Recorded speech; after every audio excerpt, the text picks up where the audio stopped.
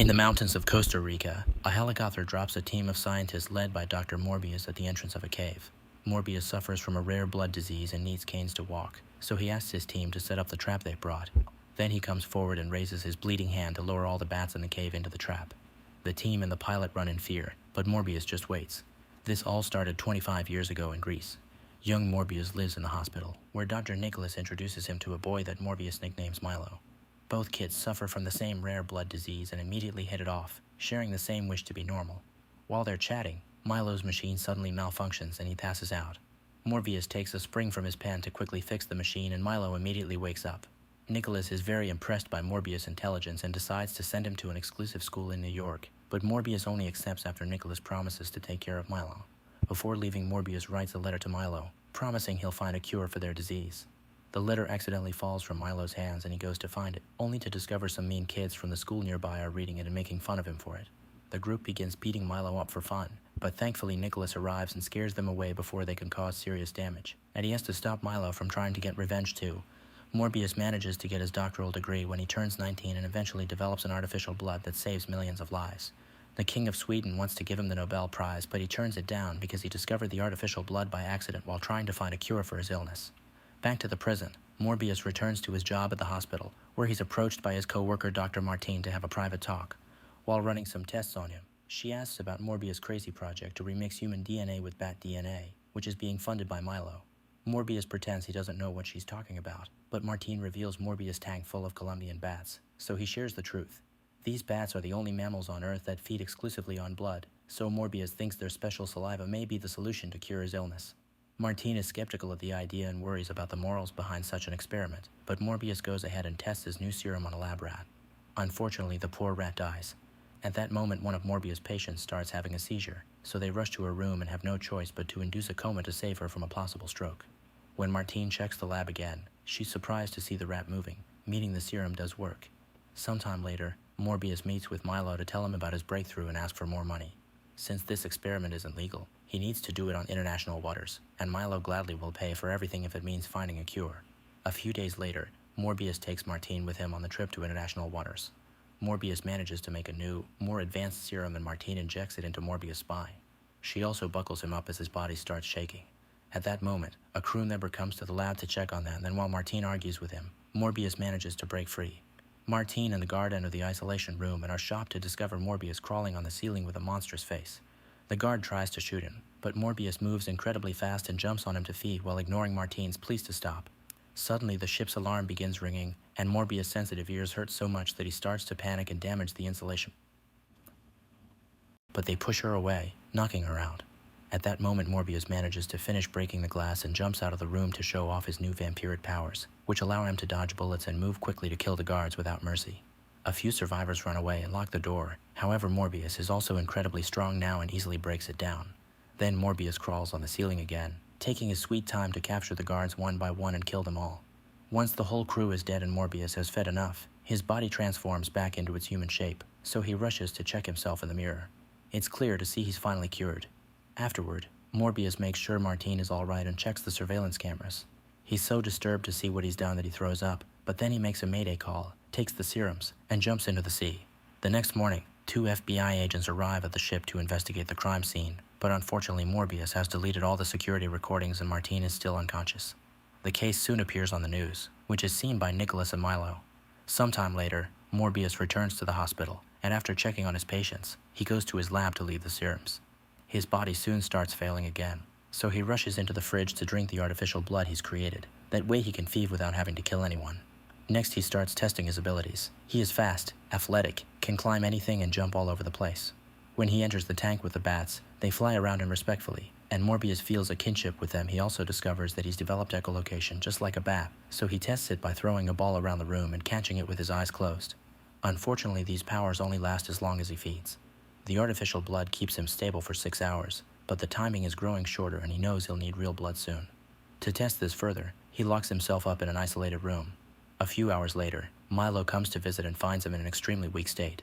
Morbius asks for blood by writing it on the glass with his own, so Milo brings him a few bags from the freezer. As soon as he feeds, Morbius recovers and is strong again, and Milo is amazed by this cure. However, when Milo asks to be injected too, Morbius tells him he's made a mistake and that this cure is a curse.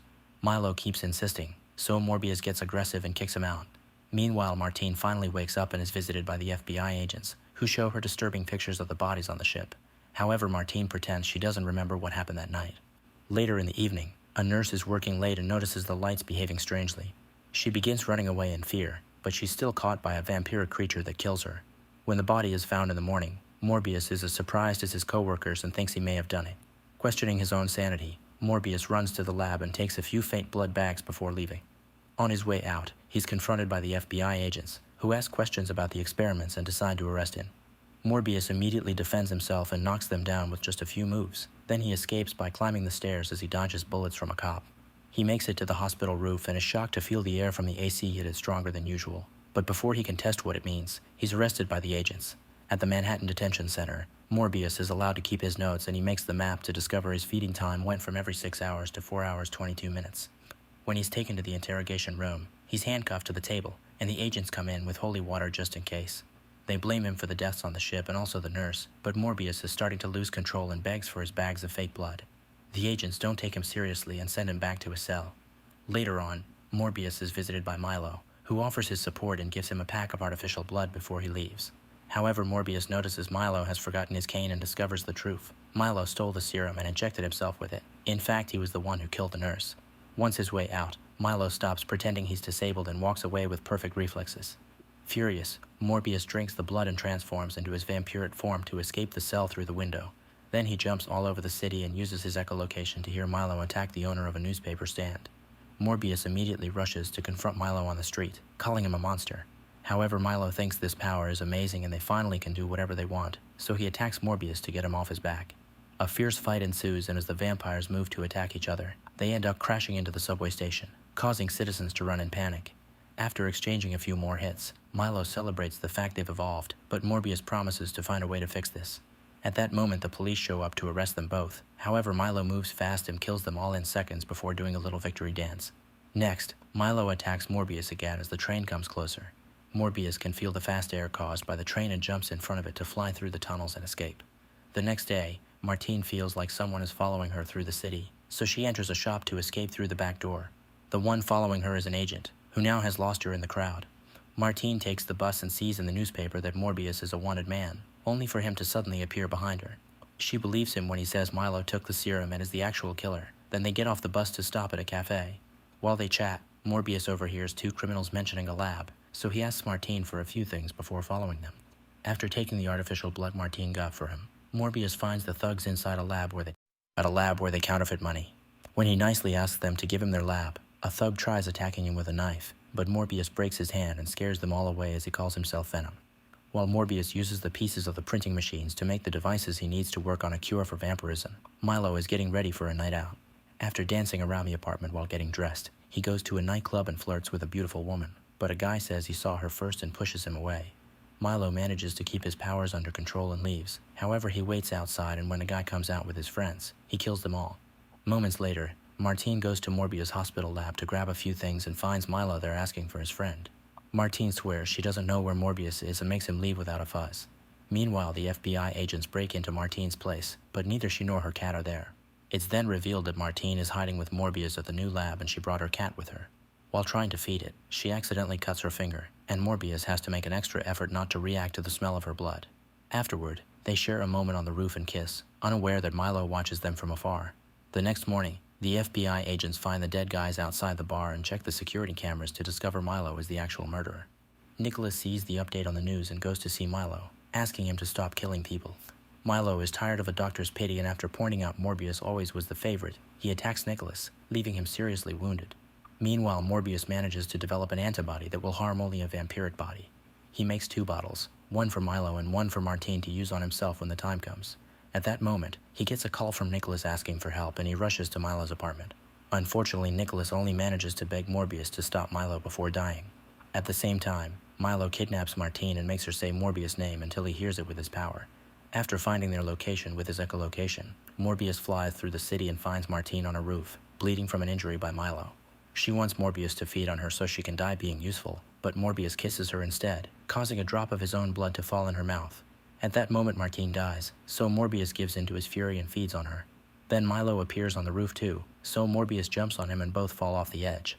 On their way down, the vampires continue to attack each other and crash through a building a few times before they begin falling again. Milo hits Morbius extra hard and causes him to land on a platform, where he grabs him by the leg and throws him against the glowing sign. When Morbius falls one more time, Milo jumps on him and drags him against a building before they hit the street, only to go through the pavement and land on a tunnel. While Milo laughs like a maniac, Morbius sends a powerful echolocation wave through the tunnel with his voice and then through the water with his hand. Suddenly an army of bats shows up to help Morbius up, and when Milo tries to kill him with a metal rod, Morbius sends the bats after him. As the little beasts hold Milo down, Morbius comes through and injects him with the antibody, causing Milo to turn human and apologize before dying. At that moment, the FBI agents arrive with the police, so Morbius hides among the bats to fly out of the tunnel safely. Meanwhile, on the roof, Martine wakes up and reveals she's a vampire too. Sometime later, a mysterious spell drops Spider-Man's enemy Vulture in the local prison. Since he came from another universe, nobody knows who he is here and the police immediately release him. Soon Vulture manages to remake his villain costume and approaches Morbius to team up. Make sure to